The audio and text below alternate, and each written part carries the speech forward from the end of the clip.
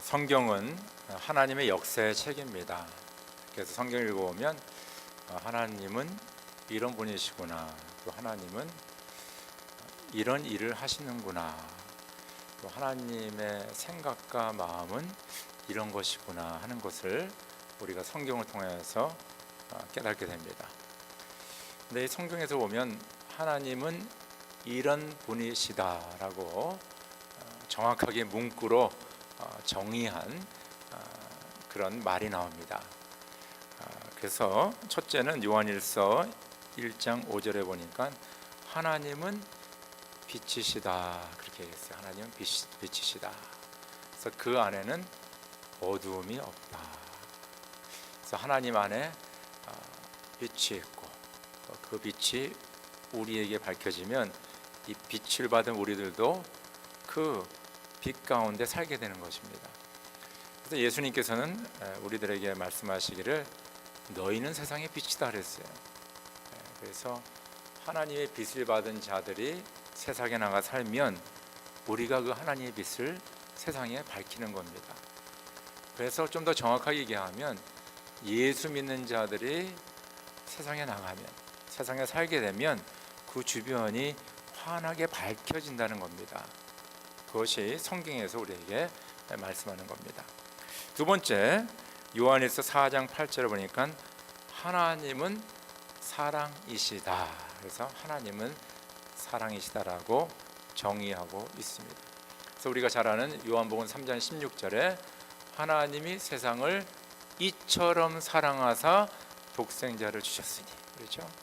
그러니까 하나님은 이 세상을 사랑하시는데 그 사랑의 가장 강한 표현이 독생자 예수를 이 땅에 보내셔서 십자가에 달려 돌아가시게 하시고 우리의 죄를 사하게 하신, 그리고 우리를 구원하신 것이 바로 하나님의 사랑이다. 그 사랑이 하나님께서 우리에게 말씀하시기를 너희는 서로 사랑하라. 그래서 하나님의 사랑을 받은 저 여러분들은 어디를 가더라도 누구를 미워하거나 시기 질투하고 해코지라 그런 게 아니라 사람을 사랑하는 것입니다. 그렇죠? 그것이 바로 우리 기독교인의 본분입니다. 세 번째는 요한복음 4장 24절에 하나님은 영이시다. 그래서 영이시다.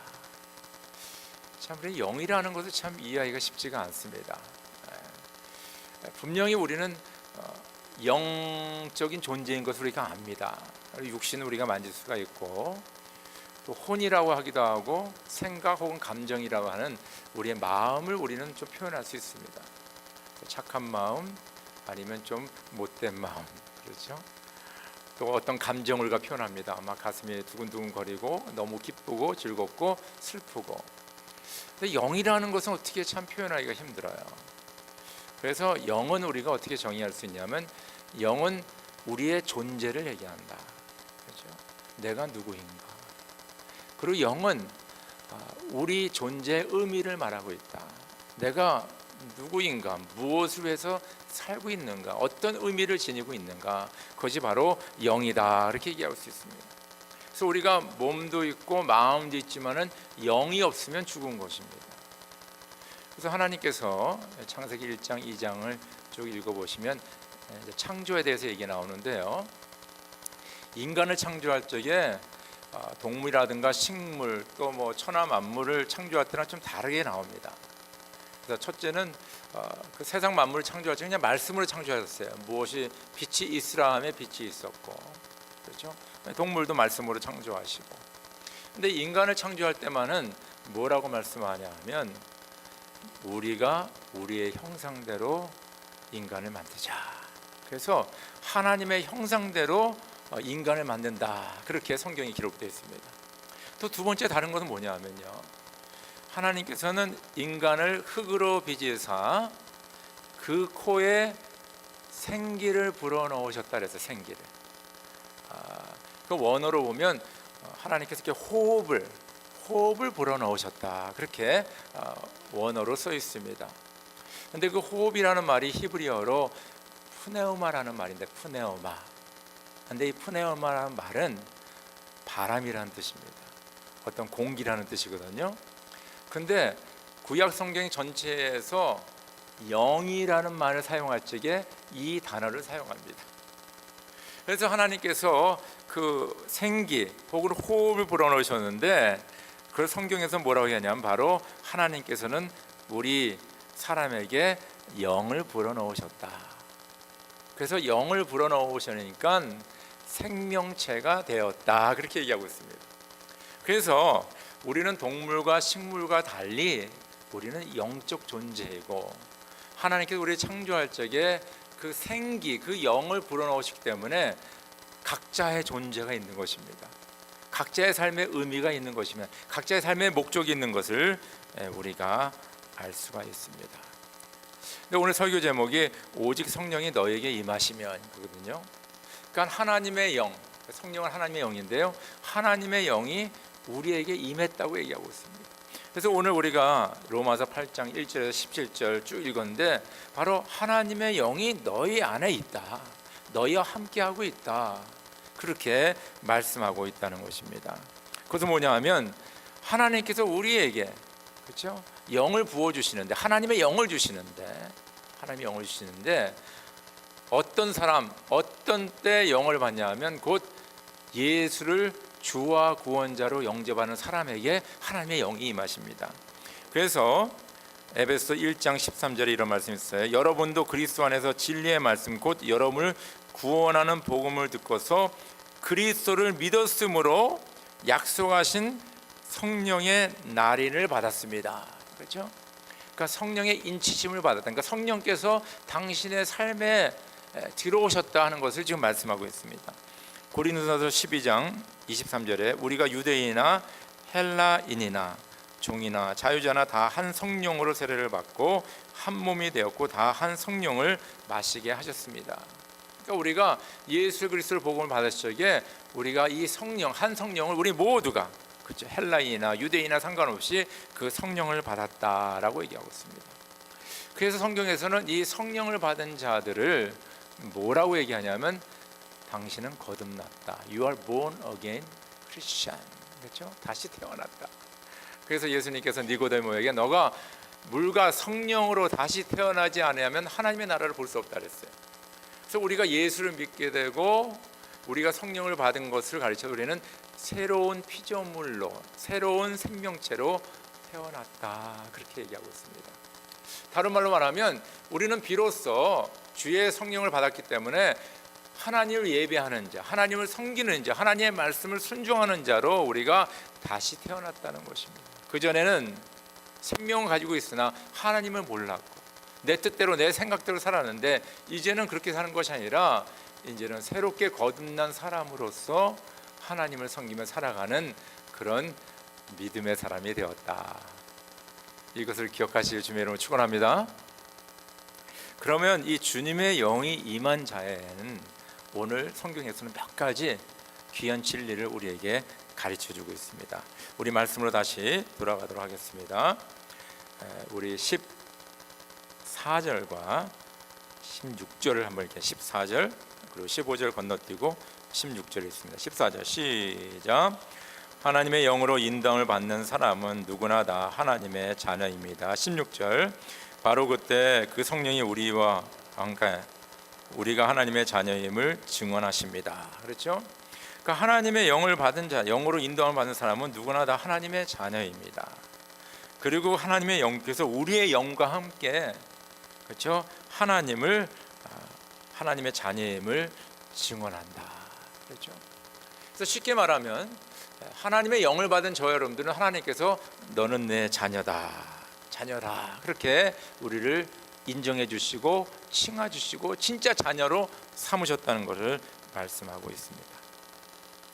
참 우리는 이 개념을 받아들이기가 쉽지가 않아요. 그냥 우리 부모님, 나를 낳으신 부모님은 나 아버지, 어머니 이렇게 부르면서 너무 자연스럽습니다. 혹은 입양된 분들도 그렇게 얘기할 수 있죠. 그렇죠? 나를 입양하신 부모님.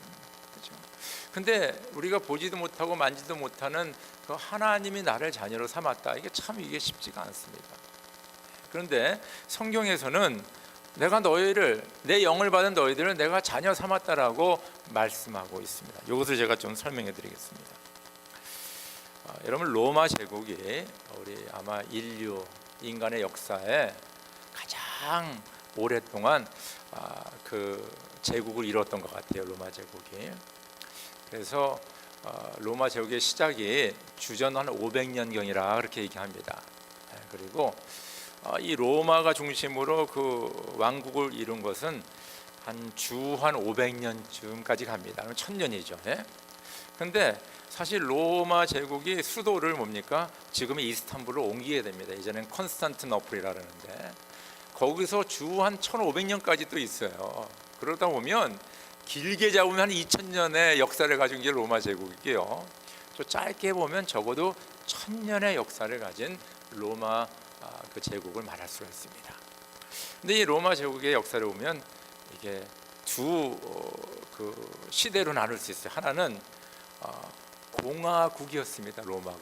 로마는 이 레퍼블릭이라는 그런 정치 제도를 가지고 한 500년을 있었어요.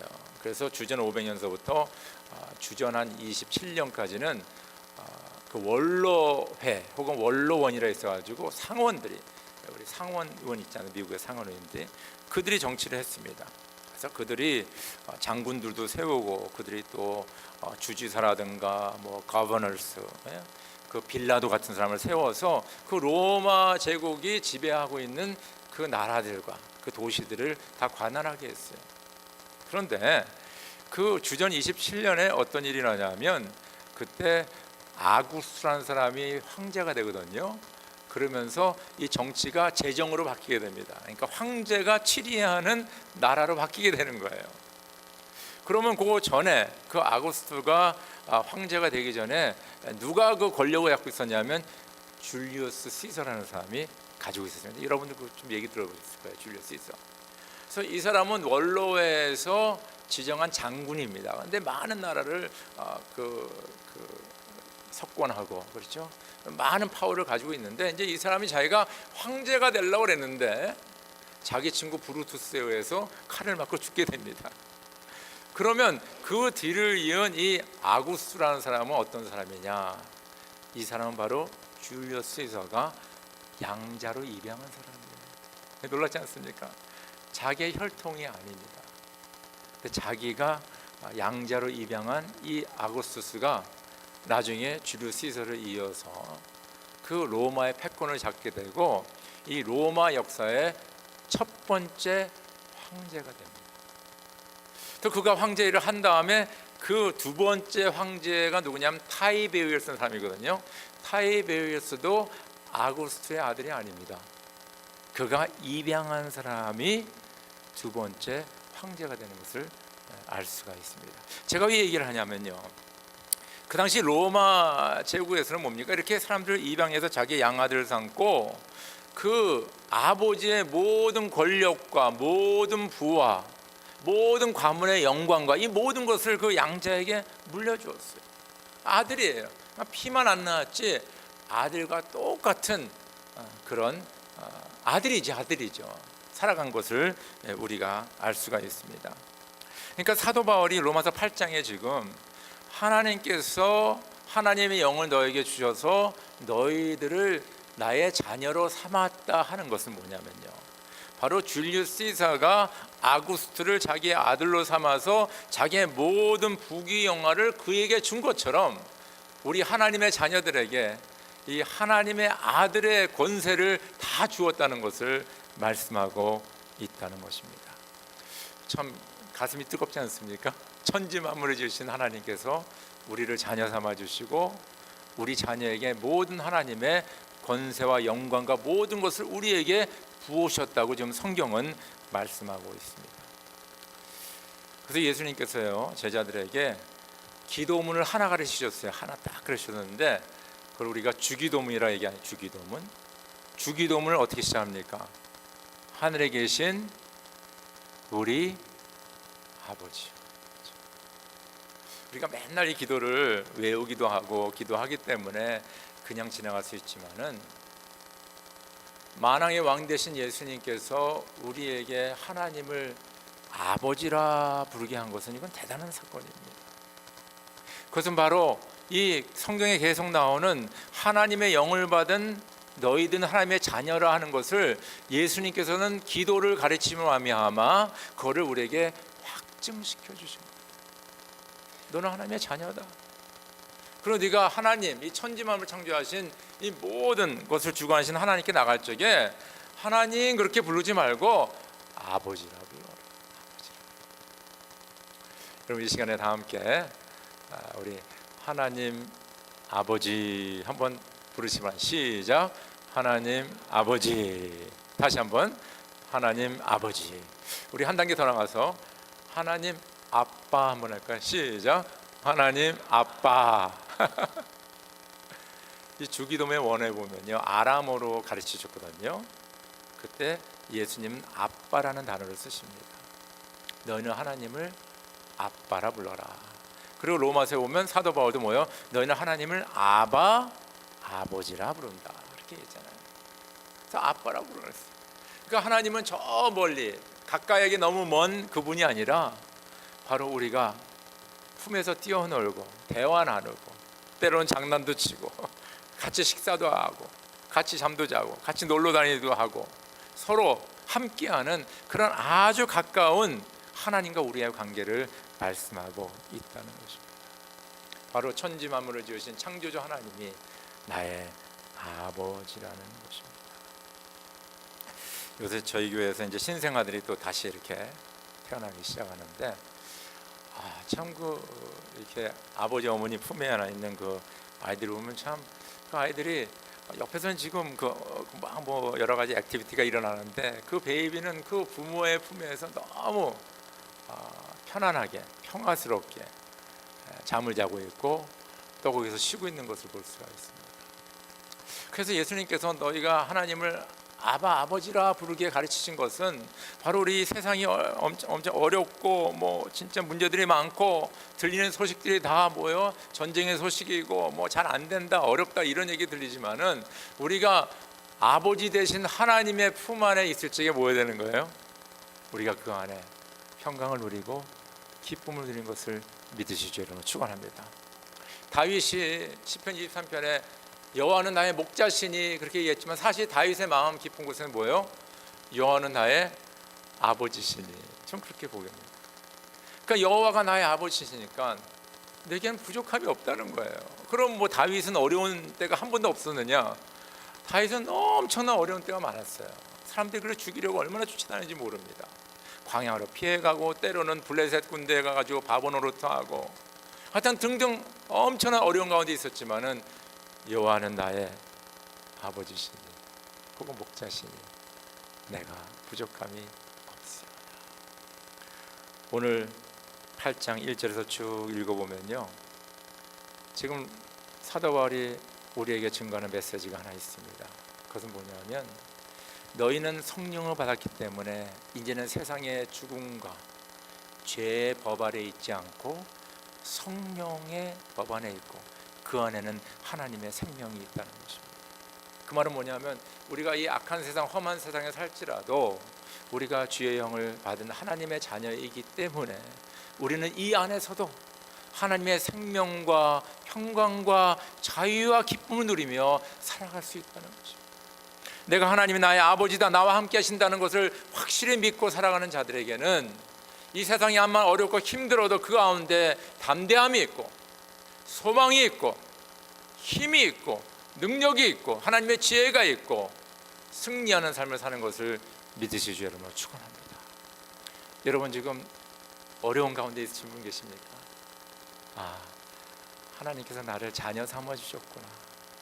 내가 하나님 앞에 나와 아버지라고 부르며 그 안에 그 품 안에 내가 거해야 되겠구나 하는 것을 기억하시면서 주님 앞에 나아가시길 주 여러분을 축원합니다. 그 가운데 하나님의 평강과 위로와 힘이 있는 것을 믿으시기 주 여러분을 축원합니다. 두 번째, 하나님의 영을 받은 우리에게 오늘 말씀 무슨 말씀하냐면요 우리 17절 같이 읽어요. 17절 시작. 자녀이면 상속자이기도 합니다. 거기까지입니다. 다시 한번 시작. 자녀이면 상속자이기도 합니다. 누가복음 15장 11절 32절 보면 탕자의 비유가 나옵니다. 탕자의 비유를 읽어보면요, 주님께서 우리에게 주시는 교훈이 많아요. 예를 들어서 우리가 죄를 지으면 회개하고 주님 앞에 돌아오면 주님이 우리를 받아주시고, 또 하나님은 아버지와 같이 암만 죄를 많이 지어도 저도 다 우리를 용서해 주시고 받아주는 하나님의 은혜에 대한 메시지도 있습니다. 그런데 이 탕자의 비유에서 주는 또 다른 메시지는 뭐냐면, 이 두 아들이 그 아버지의 상속자라는 것을 잊어버리고 살았다는 것입니다. 자, 우리 둘째 아들 봅시다. 둘째 아들은 아버지와 함께 살지만 항상 어떤 생각이냐면 아버지의 것과 내 것으로 구분해서 살았습니다. 아버지가 재산이 예를 들어서 뭐 100만 달러가 있는데 그 중에 뭐 한 어느 부분은 내 거고 어느 부분은 아버지 거야. 그러니까 나는 내 거를 챙겨서 내가 살아야 되겠다, 그렇게 생각을 했어요. 그래서 아버지한테 얘기하면, 아버지, 나에게 주실 유산이 있지 않습니까? 미리 주십시오, 미안하지만은. 그래서 아버지한테 유산을 받아가지고, 재산을 받아가지고 허랑방탕하게 다 사용하는 것을 알게 됩니다. 그러니까 아버지에 거하지만, 아버지와 함께 생활하지만은 아버지의 모든 것이 자기 거라고 생각을 못하고 아버지의 것, 내 것으로 구분해서 살아간 이 탕자를 볼 수 있습니다. 근데 큰아들을 보세요. 큰아들은 또 어떻게 생각했냐면요, 큰아들이 그 들에가 나가서 열심히 일하고 돌아왔는데 집에서 막 연회가 지금 열리는 거예요. 그래서 그 종을 불러다가 물어봤어요. 도대체 집에서 무슨 일이 일어나냐? 그러니까 종이 얘기하기를, 당신의 아우가 아버지 돈을 가져가다 다 탕진하고 거지가 돼서 왔는데 지금 당신의 아버지가 지금 파티를 열고 막 송아지를 잡고 지금 아주 그냥 막 난리가 났습니다. 그러니까 이 큰아들이 열을 받았어요. 그래서 큰아들이 집에 가서 그 동생에게, 참 너 잘 왔다, 그렇게 얘기하지 않고 그냥 아버지한테 곧바로 달려갑니다. 아버지, 도대체 어떻게 된 일입니까? 나는 아버지를 위해서 열심히 죽도록 일했는데 아버지는 나와 내 친구를 위해서 염소 새끼 한 마리도 잡아준 적이 없고 나만 이렇게 고생하고 있는데 도대체 어떻게 된 거야? 이 죄 많은 지은 이 아우를 위해서는 이런 연애를 베풀고 있지 않습니까? 그때 아버지가 너무 중요한 말씀을 한마디 하세요. 아들아, 아들아, 내가 가진 이 모든 것이 다 네 것이 아니냐? 내가 가지고 있는 이 모든 것이 다 네 거 아니냐? 너 왜 이상한 생각하고 있느냐? 그러니까 이 큰아들은 아버지랑 같이 일하고 아버지와 살지만은 항상 어떤 생각을 했냐면, 나는 손님이다, 아니면 좀 더 한 발짝, 나는 종이야, 종. 그냥 아버지를 위해서 죽도록 일하다가 그냥 죽는 사람이야, 뭐 이런 정도로 생각하고 있었던 거예요. 자기가 이 아버지의 모든 것이 자기 거라는 것을 잊고 살고 있었다는 것입니다. 오늘 사도 바울이 성도들에게, 당신들 하나님의 자녀이면 하나님의 모든 것이 당신 겁니다. You are 상속자, 그렇죠? 네. 이것을 다 받는 상속자라고 얘기하고 있다는 것입니다. 여러분, 그 말씀이니까 너무 여유가 있지 않습니까? 막 하나님의 이 모든 것이 다 나의 것이구나. 할렐루야, 할렐루야. 요새 한국에 좀 이렇게 좋은 소식들이 들려요. 좀 어려운 소식도 있지만 좋은 소식이 뭐냐면, 한국에 이렇게 기부하는 문화가 이렇게 좀 만들어진 거예요. 기부하는 문화, 도네이션 문화가. 그래서 지난주인가 이렇게 기사를 읽어보니까 그 LPGA의 신인 선수 박지현이가 신인이면서도 1등을 한 거예요. 그 랭킹 1위가 됐어요. 기념으로 1억을 도네이션을 했다. 그 얘기가 이렇게 써 있는 거예요. 그래서 참 마음이 참 흐뭇하더구만요. 네? 기부를 하는 거예요. 뭐 1등 했으니까 당연히 기부해야지, 그렇게 얘기했어요. 여러분도 어떻게 승진하고 뭐 월급 많이 받으면 기부하십니까? 더? 한번 물어보고 싶어요. 갑자기 뭐 한 5,000불 받다가 한 7,000불 받으면 그거 어떻게 기분도 좋고 그러니까 기부하자, 뭐 그런 분 어떻게 몇이나 되십니까? 그렇게 많지가 않아요, 여러분들. 이 박성현 선수가 1억을 기부한 건 대단한 일입니다. 이분이 기독교인인지 아닌지 잘 모르겠어요. 근데 한국도 이렇게 이런 좋은 문화가 형성이 되는구나 하는 것을 참 마음이 기쁘더라고요. 우리가 상속자, 이 모든 것, 천지 만물 모든 것이 하나님의 것이고 하나님이 나에게 다 주셨으면 우리는 어떻게 되는 거예요? 마음의 여유가 있는 거예요. 이게 하나님 것인데. 꼭 돈이 많아서 기부하는 것이 아니고 돈이 많아서 누구를 나눠주는 것이 아니라 너무 풍성한 거예요. 차고 넘치는 거예요. 마음의 여유가 있습니다. 어떤 분은요, 수억을 가지고 있어도 마음의 여유가 없어요. 아직도 내가 요거밖에 돈을 못 벌었어. 누구는 몇십억을 벌었는데 나는 5억밖에 벌지 못했어. 뭐 이런 얘기는 하고 있고 항상 비교가 되는 거예요. 여유가 없어요. 여유가 없어요. 근데 내가 하나님의 자녀이며 하나님의 상속자다 그런 마음이 있으면요, 베푸는 거죠. 베푸는 거. 그래서 예수님께서 뭐라고 말씀하시냐면 나는 섬김을 받으러 온 것이 아니라 도리어 섬기러 왔다 그랬어요. 그러니까 예수님은 하나님이시니까 뭐 누가 뭐 섬기고 이게 상관이 없어요. 왜냐하면 하나님이시니까 이 모든 거 다 가지고 계신데 뭐 누가 뭐 도네이션 얼마 했다고 뭐 예수님이 더 기뻐하고 뭐 이런 차원이 아니죠. 그 예수님에게는 뭐만 남았냐? 베푸는 것밖에 없어요. 그래서 섬기는 거예요. 자꾸 섬기는 거예요. 베푸는 거예요. 그러면서 주님께서 우리에게 말씀하시기를 내가 너희들의 발을 씻은 것과 같이 너희도 서로의 발을 씻어라. 서로 섬기라는 거예요. 왜 섬길 수 있느냐? 내가 부족하고 모자라서 없어서가 섬기는 것이 아니라 내가 너무 충만하기 때문에, 내가 너무 많기 때문에, 내가 하나님 아버지의 상속자이기 때문에 내가 여유를 가지고 다른 사람을 섬기는 거예요. 할렐루야. 이게 바로 우리의 개념의 차이고요, 우리가 인생을 어떻게 살아가느냐 그 철학의 차이입니다. 모자른 사람은요, 수억이 있어도 항상 모자른 거예요. 항상 부족한 거예요. 근데 하나님의 자녀로 그 상속자로 알고 사는 사람들은요, 조금밖에 없어도요 풍부한 거예요. 그 가운데 여유가 있고 다른 사람에게 베푸는 거예요. 여러분들, 저는 하나님 아버지의 상속자들입니다. 많이 베푸시기를 여러분을 축원합니다. 세 번째로는요, 사도 바울은 17절에서 그럼 어떤 사람이 상속자이냐 그거를 얘기하고 있습니다. 우리 17절 같이 읽읍시다. 시작. 자녀이면 상속자이기도 합니다. 우리가 그리스도와 함께 영광을 받으려고 그와 함께 고난을 받으면 우리는 하나님이 정하신 상속자요 그리스도와 더불어 공동 상속자입니다. 그 만물을 가시는 하나님의 상속자니까 좀 목에 힘도 주고 사람들을 좀 부리고 좀 크게 좀 스케일 있게 살고 뭐 이렇게 많은 사람들이 생각하잖아요. 근데 지금 사도 바울은 이 상속자라는 증거가 어디서 나타나느냐 하면 주님의 영광 위에 주를 위해 고난을 받을 적에 네가 진짜 상속자다 그렇게 얘기하거든요. 와, 저는 이 말씀 묵상하면서 깜짝 놀랐어요. 우리가 보통 부자하고 상속자면 좀 뭔가 이렇게 좀 누리고 그래야 되는데 도리어 주를 위해 고난받는 자들이 바로 상속자다라고 얘기하고 있습니다.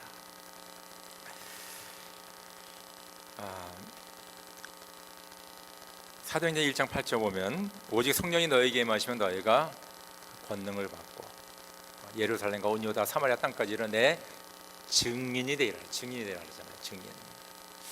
근데 예수의 증인이 되는 거 있잖아요. 그 증인이 되는 삶은 사실 고난의 길입니다. 쉽지가 않아요. 왜냐하면 세상은 사단의 세력이 예수님이 하나님의 아들이고 우리 구원자 되심을 자꾸 부인하게 하거든요. 모르게 만들거든요. 못 듣게 만들거든요. 이 세상이 그런 거예요. 근데 거기에 가서 자꾸 가서 예수가 하나님의 아들이고 우리의 구원자 되시고 우리의 주님 되신 것을 자꾸 삶을 통하여서 말을 통하여서 증거하려고 그러니까 자꾸 어려움이 찾아오는 거예요. 자꾸 힘든 거예요. 고난을 당하는 겁니다. 그래서 성경에서 예수를 증거하다 죽은 사람들을 목숨을 잃은 사람을 가르쳐서 순교자라 그러잖아요. 근데 순교자를 뭐라고 했냐면 마르라고 해요. 마르. 근데 마르라는 말이 어디서 나오냐면 그 헬라어의 증인이 마르예요. 그렇죠? 그러니까 증거하다가 죽은 사람이 순교자예요. 사실 증인이란 뜻이거든요. 누구를 증거하는 거예요? 예수님을 증거하다가 죽은 사람이 순교자가 됩니다. 요새 많은 사람들이 스페인의 그 순례길을 많이 걷습니다. 스페인에. 그래서 그 길 이름이 뭐라 하면 The Way of 산티아고라고 합니다. 산티아고. 산티아고 스페니시 하는 사람도 아는데 이 산티아고는 우리말로 말하면 야고보예요. 야고보. 야고보를 영어로 말하면 또 뭐라 그래요? 제임스예요. 참 헷갈리죠. 똑같은 분을 가지고 야고보, 뭐 제임스, 뭐 티아고, 산티아고는 뭐냐면 성, 산이 성이라는 뜻이죠. 성 디아고 혹은 디에고 이렇게 이게 나오는 겁니다. 그래서 이게 어떻게 유래가 됐냐면요, 그 야고보 사도는 12사도 중에 제일 먼저 순교를 당하셨어요. 주 후 44년에 순교를 당하셨는데 그 예루살렘 교회를 세우시다가 그 야고보 사도가 예수께서 말씀하신 너희는 땅끝 이런 내 증인이 되라. 그래서 이분이 그럼 그 당시에 땅끝이 어디냐? 그 당시에 땅끝은 뭐니까 스페인이었어요. 스페인. 그래서 스페인까지 가신 거예요. 이분이 가셔가지고 복음을 증거하시고 그 다음에 예루살렘에 돌아오셔서 순교하신 거예요. 그래서 스페인에 있는 크리스찬들이 우리에게 복음을 증거한 우리 야고보 사도의 그 유고를 우리가 가져다가 우리 거기다가 잘 안치해 놓자. 그래서 그 스페인 북부 지방에 있는 그곳에다가 그 야고보 사도의 유고를 안치했다. 이제 그런 얘기가 있습니다. 그곳에 교회가 세워진 거예요. 그래서 이제 그곳을 찾는 곳이 있는데 9세기쯤에 뭡니까? 그 교황 한 분이 어떤 얘기냐면 예루살렘과 그렇죠? 그 다음에 로마와 그 다음에 그 야고보 사도의 유골이 있는 그곳을 성지로 인정한다 이렇게 돼버린 거예요.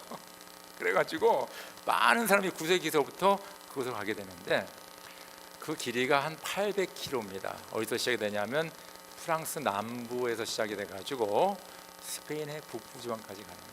그래서 산티아고의 순례길 그랬어요.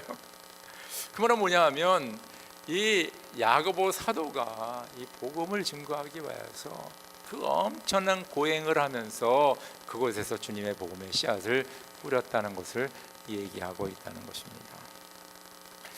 여러분들, 예수를 증거하는 증인의 삶이 바로 하나님의 영광에 동참하는 고난의 삶이라는 거예요.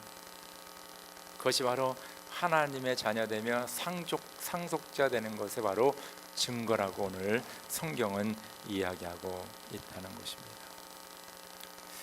여러분들, 우리가 말로 나는 하나님의 자녀야, 그리고 하나님의 상속자야, 우리가 이렇게 얘기할 수 있고 고백할 수 있습니다. 근데 이것이 구체적으로 어떻게 나타나야 되냐 이거예요. 그리고 그것을 보고 사람들이 진짜 당신은 크리스찬이야, 당신은 하나님의 자녀야, 당신은 하나님의 것을 물려받은 상속자야라고 우리가 어떻게 그거를 증명할 수 있냐예요. 그것은 바로 하나님의 영광을 위해, 하나님의 뜻을 위해 내가 헌신하고 수고하고 때로는 고난을 받는 그 삶이 바로 내가 진정한 하나님의 자녀이며 하나님의 상속자의 뭡니까? 증거하고 있다는 것입니다. 그것이 언제 가능하느냐? 오직 성령이 너희에게 임하시면. 마태복음 5장 11절 12절에는 너희가 나 때문에 모욕을 당하고 박해를 받고 터무니없는 말로 온갖 비난을 받으면 복이 있다. 너희는 기뻐하고 즐거워하여라. 하늘에서 받을 너희의 상이 크기 때문이다. 너희보다 먼저 온 예언자들도 이같이 박해를 받았느니라. 여러분들, 주를 위해서 헌신하시고 수고하는 가운데 때로는 어렵고 힘들고 때로는 핍박을 받는 것에 대해서 기뻐하시기 바랍니다. 이것이 바로 여러분과 저가 하나님의 상속자임을 증거해 주는 것이고 하늘에 우리를 향한 하나님의 놀라운 상급이 있는 것을 믿으실 주 이름으로 축원합니다.